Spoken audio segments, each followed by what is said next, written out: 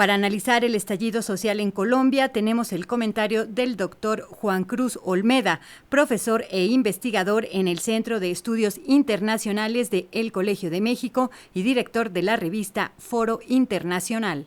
Desde hace más de una semana, Colombia se encuentra sumergida en una ola de protestas que se ha extendido por el país y ha sido enfrentada por el gobierno de la peor manera, intentando estigmatizar a quienes la protagonizan y apelando a una represión indiscriminada que ha producido hasta la fecha más de una veintena de muertes. Un proyecto de reforma fiscal presentado por el ministro de Hacienda del gobierno de Iván Duque, heredero político de Álvaro Uribe, fue el detonante. Pero al mismo tiempo sirvió para sacar a la luz un conjunto de demandas de más largo plazo, en un contexto de crisis económica y sanitaria y de un aumento de la vulnerabilidad derivado de la pandemia.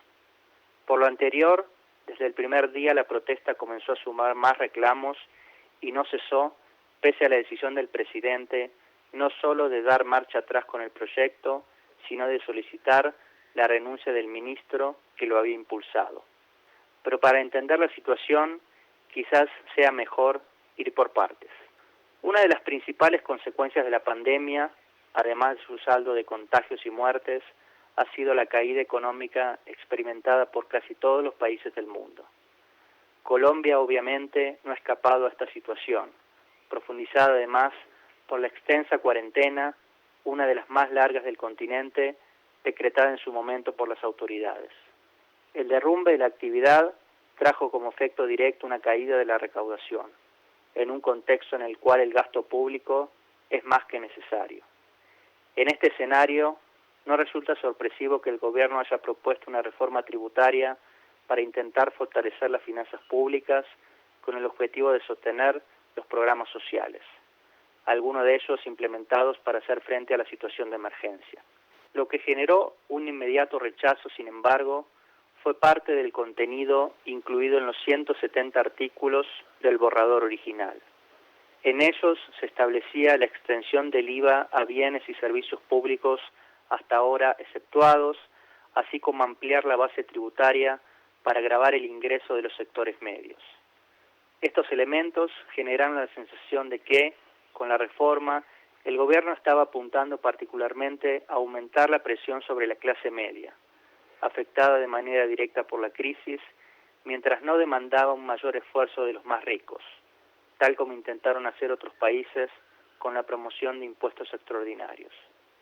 A pesar de que el propio Duque intentó negar que esta fuese la intención, la mala comunicación por parte del gobierno y su propia debilidad hicieron el resto.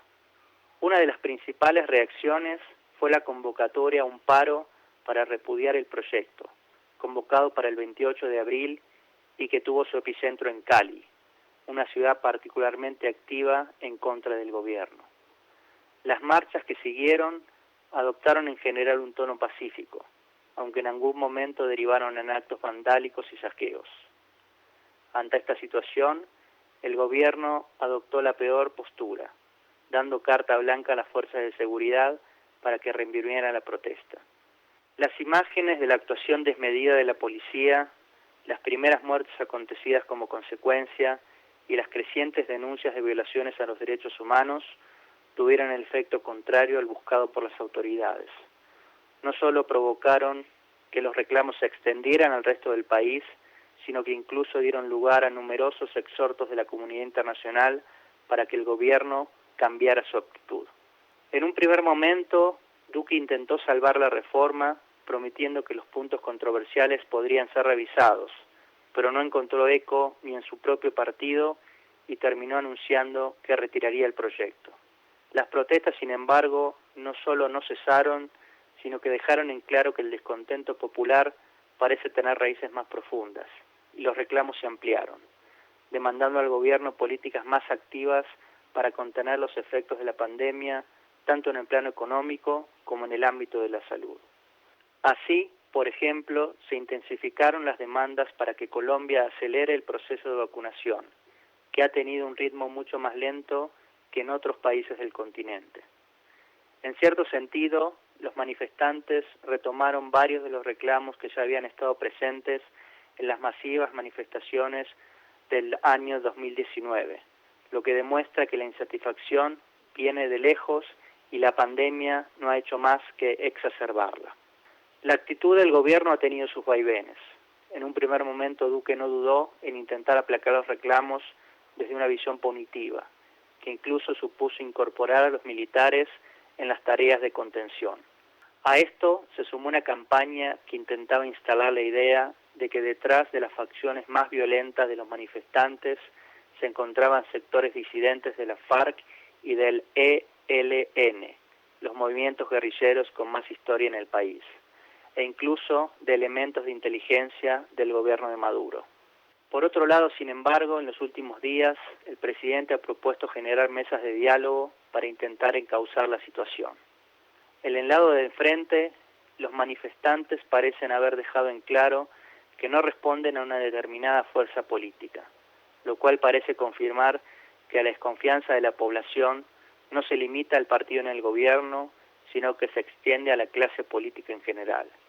Y por el otro lado muestra un nivel de inorganicidad que dificulta el diálogo al no existir líderes claros. Desde algunos sectores políticos ha comenzado a plantearse que el único camino es una salida a la chilena, es decir, promover un proceso deliberativo para sancionar una nueva constitución. No está claro, sin embargo, que esta opción pueda funcionar o incluso que sea la más adecuada para el país. A diferencia de lo que sucede con sus pares del sur, los colombianos no viven bajo una carta magna heredada de oscuros tiempos autoritarios, e incluso su texto tiene un tono progresista. En el fondo, los y las colombianas no parecen estar demandando tanto. Más bien, quieren un gobierno eficiente que proponga acciones que atiendan las necesidades de la población y, por sobre todo, que sea empático con el sufrimiento popular. Para Radio Educación, Juan Cruz Olmeda, profesor investigador del Centro de Estudios Internacionales del Colegio de México.